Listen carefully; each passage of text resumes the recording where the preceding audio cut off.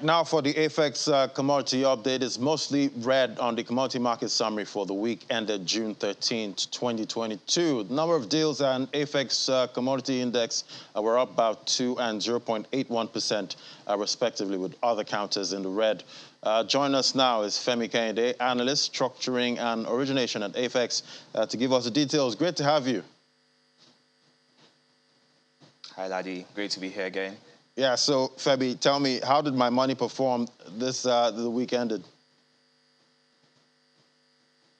Yeah, so we actually saw a decline in the turnover on the exchange for the reporting week. We also saw a decline on the volume traded for the reporting week, about 90 and 91% respectively. However, we saw an increase in the number of deals on the exchange by about 2 times. For the AFEX Commodities Index, we actually saw a marginal uptick of about 0.68. However, for the AFEX Export Index, we saw a decline, a marginal decline for the index. In terms of volume traded across commodities this week, sorghum was the most traded commodity this week, for the reporting week rather, followed by maize. We also saw the trade of ginger, sorghum, and paddy rice on the exchange. For the week, maize actually dropped by about 16%, closing the week at 219 naira per contract.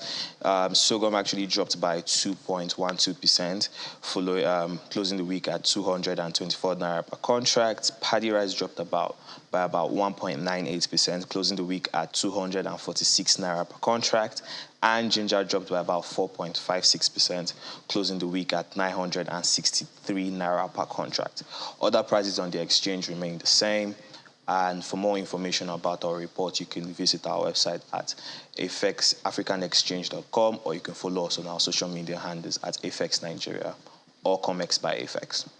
All right, Femi, not a bad outing there. Thank you for that update. But let's take the conversation further now. The African Economic Outlook report published recently by the Africa Development Bank predicted that Africa risks sliding into stagflation due to prolonged period of slow economic growth accompanied by high inflation, as price pressures and supply chain disruptions, emanating from the Russian invasion of Ukraine. We can't escape that, stifled output. So Femi, I'm wondering, as a player in the commodities market space, what are your thoughts, on all of this, the food industry? How can we secure food? Because we need food to survive. Sure. So the one thing we need to understand is the food system is the food system in Nigeria is what is underpinning the food supply in the country. And as we rightly know, smallholder farmers account for over about 80% of the domestic food produced in the country. Now, how can we improve the productivity of those farmers? What can we do to ensure that the system is more robust and more resilient by itself? Over time, we've also realized that capital supply in that sector is really marginal, is really low. So how can we increase the supply of capital in that sector to enable farmers access credit that's suitable to their needs and produce at the appropriate time, and to also enable producers or processors acquire the working capital needed to ensure that they actually continue in their business. So these are a lot of things we also need to take into consideration. We also need to take into consideration the fact that the infrastructural level in the sector is really low. As currently, we can store about over just about 5% of our annual produce of grains, which is very, very unappealing. It's not an ideal case in most countries. So how can we improve the supply of infrastructure in the country? How can we ensure that there's adequate storage for farmers to store their commodities and sell when they want to sell?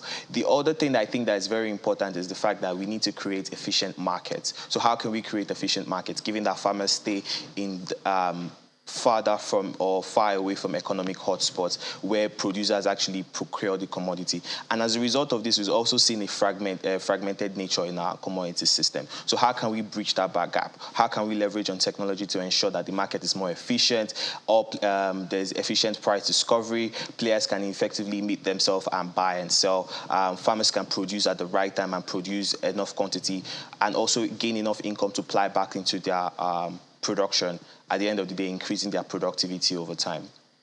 Quite interesting. But how would you say the current progress is for, AFEX at de-risking the agricultural commodities market, through, some innovative financial products? Yeah, so not just product in itself, we've also leveraged on technology, and over time we've seen an increased progress in farmers that actually deal on the exchange. If you read through our impact report, you've seen that farmers that have dealt with us in the last 2 to 3 years or 2 to 3 seasons are less likely to be poor and less likely to be exposed to hunger. The reason for this is we have a robust electronic warehouse receipt system where farmers can actually employ their commodities to assess credible credits from traditional financial institutions. Prior to that period, we know that farmers did not find it easy to actually, or players in the sector did not find it easy to actually assess inputs or assess credit due to the fact that commodities never exactly met the collateral requirement that these traditional institutions usually had or usually accepted, right?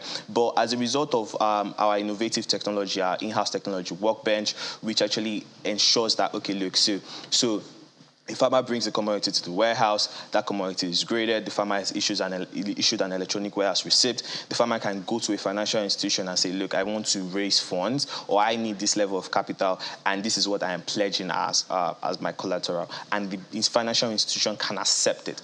Aside that, we've also come from a product perspective where we look at the issues each player in the sector is facing. So from a production side and from a supply side, what are the issues that are being preeminent in that sector, and what can we do to alleviate those issues, to make things easier for players? So we've looked at the producer side and say, look, you can't easily access working capital. So how can we create a product that limits the inherent risk that is evident in the agricultural sector and ensure that you actually gain the capital or the working capital you need to employ for the season and pay as convenient with you, right?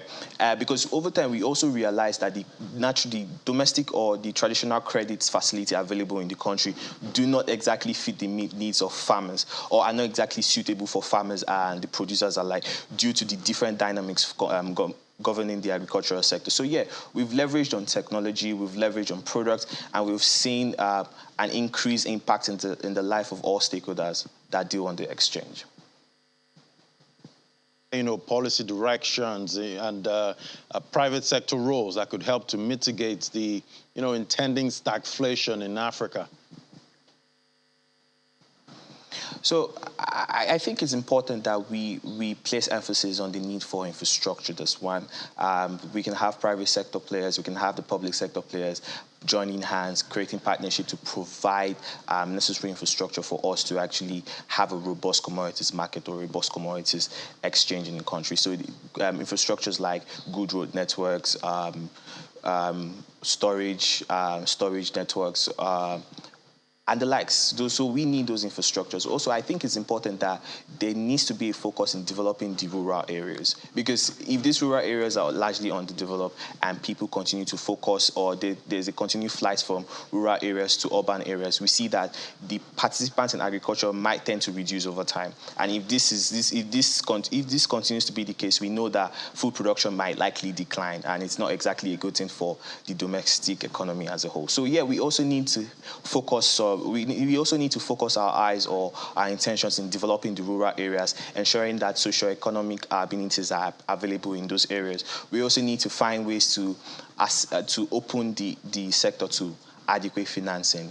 I mean, so how do farmers receive financing? How do processors receive financing? How do other stakeholders that are key to the robustness of this market receive financing?